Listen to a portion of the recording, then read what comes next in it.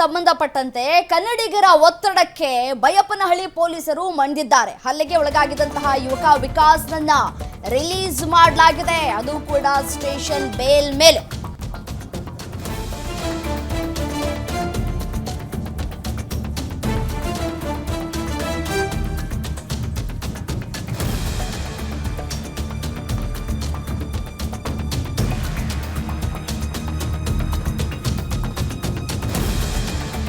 ವಿಕಾಸ್ನನ್ನ ಬಿಡುಗಡೆ ಮಾಡಲಾಗಿದೆ ಬೇಲ್ ಮೇಲೆ, ಅದು ಕೂಡ ಸ್ಟೇಷನ್ ಬೇಲ್ ಮೇಲೆ ಬಿಡುಗಡೆ ಮಾಡಿರುವಂತದ್ದು.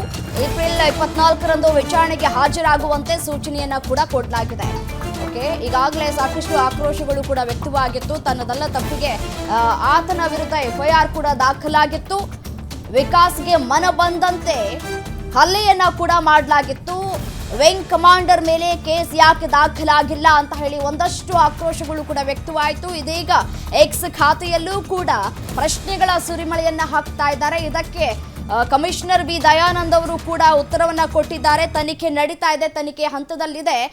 ವಿಕಾಸ್ ಅನ್ನೋರು ಅವರ ಹೆಸರನ್ನ ಹೇಳಿಲ್ಲ, ಸೊ ಹಾಗಾಗಿ ಅವರ ಗಾಡಿನ ನಂಬರ್ ಪ್ಲೇಟ್ ಮೇಲೆ ನಾವು ಕೇಸ್ ದಾಖಲು ಮಾಡ್ಕೊಂಡಿದೀವಿ ಅಂತ ಕೂಡ ಹೇಳಿಕೆಯನ್ನು ಕೊಟ್ಟಿರುವಂತದ್ದು.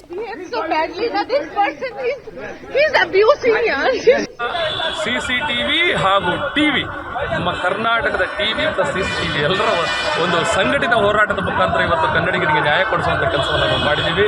ನಮಗೆ ಬಹಳ ಹೆಮ್ಮೆ ಅನಿಸುತ್ತೆ. ಇವತ್ತು ಇನ್ನೊಂದೇನು ಅಂತಂದರೆ, ಏನು ನಾವು ನಿನ್ನೆವರೆಗೂ ಏನಾದ್ರು ಅನ್ಯಾಯ ಆಗೋಗಿದ್ದಿತ್ತು, ಏನಾದ್ರು ನಾವೆಲ್ಲರೂ ಬರದೇ ಹೋಗಿದ್ದಿದ್ದೆ, ಆ CCTV ಫುಟೇಜ್ಗಳು ಸಿಗದೆ ಹೋಗಿದ್ದಿತ್ತು, ಇವತ್ತು ಆ ಹುಡುಗನಿಗೆ ಯಾವ ಪರಿಸ್ಥಿತಿ, ಅವನ ಬದುಕು ಏನಾಗ್ತಾ ಇತ್ತು, ಆತನನ್ನೇ ನಂಬಿಕೊಂಡು ಪಾಪ ಅವ್ರ ಮನೆಯವರಿದ್ರು ಅಂತ ಹೇಳಿ ಕೇಳ್ಪಟ್ಟೆ. ಇವತ್ತು ಆ ವಿಂಗ್ ಕಮಾಂಡರ್ ದುರುದ್ದೇಶದ ಒಂದು ಏನು ತನ್ನ ಒಂದು ಅಹಂಕಾರದಿಂದಲೂ ಆ ಹುಡುಗನ ಮೇಲೆ ದೌರ್ಜನ್ಯ ಮಾಡಿ ವಿಡಿಯೋ ಮಾಡಿ ಹೊರಟೋದ. ಅದಷ್ಟೇ ಅಲ್ಲದೆ ಕನ್ನಡಿಗರನ್ನ ವಿಲನ್ ಮಾಡೋದಕ್ಕೆ ಹೋದ. ಸತ್ಯ ಏನು ಅಂತ ಅನ್ನೋದು CCTVನೂ ರೆಕಾರ್ಡ್ ಮಾಡ್ತು. ಸತ್ಯ ಏನು ಅನ್ನೋದನ್ನು ನೀವು TV ಅವರು ಕಳಿಸಿದ್ರೆ ಹೋರಾಟಗಾರರ ಸಂಪೂರ್ಣ ಪ್ರಶ್ನೆ. ಈಗ ಆ ಹುಡುಗನ ಸ್ಟೇಷನ್ ಬೇಲ್ ಮೇಲೆ ಬಿಡುಗಡೆ ಆಗಿದೆ. ಅವನು ಆರಾಮಾಗಿ ಊರಿಗೆ ಹೋಗ್ತಾ ಇದ್ದಾನೆ. ಯಾರೂ ಗಾಬರಿ ಆಗೋಂಥ ಅವಶ್ಯಕತೆ ಇಲ್ಲ. ವಿಕಾಸ್ ಬಿಡುಗಡೆ ಆಗಿದೆ. ಆದರೆ ಇದಿಷ್ಟಕ್ಕೆ ನಿಲ್ಲೋದಿಲ್ಲ. ಏನು ನಮ್ಮ ದೌರ್ಜನ್ಯ ಮಾಡಿರ್ತಕ್ಕಂಥ ವ್ಯಕ್ತಿ ಏನಿದ್ದಾನೆ ಆತನನ್ನು ಕರೆಸಿ ಬಂಧಿಸಿ ಆತನ ವಿರುದ್ಧ ಕಾನೂನು ಕ್ರಮವನ್ನು ಜರುಗಿಸಬೇಕು ಅಂತ ಪೊಲೀಸ್ ಠಾಣೆಯವ್ರಿಗೂ ಜೊತೆಗೆ DRDOದವ್ರಿಗೂ ನಾವು ಒತ್ತಾಯ ಮಾಡ್ತಾ ಇದ್ದೀವಿ. ಈಗ ಪೊಲೀಸರು ಹೇಳ್ತಾ ಇರೋದು ಸರ್ ಬಿಡುಗಡೆ ಆಗಿದೆ ಅಂತ ಅನ್ನೋದು ಖಚಿತಪಡಿಸೋದು. ಈಗ ಇನ್ಸ್ಪೆಕ್ಟರ್ ಖಚಿತಪಡಿಸೋದು ಬಿಡುಗಡೆ ಆಗಿದೆ ಅಂತ ಅನ್ನೋದನ್ನು ಖಚಿತಪಡಿಸಿದ್ದಾರೆ.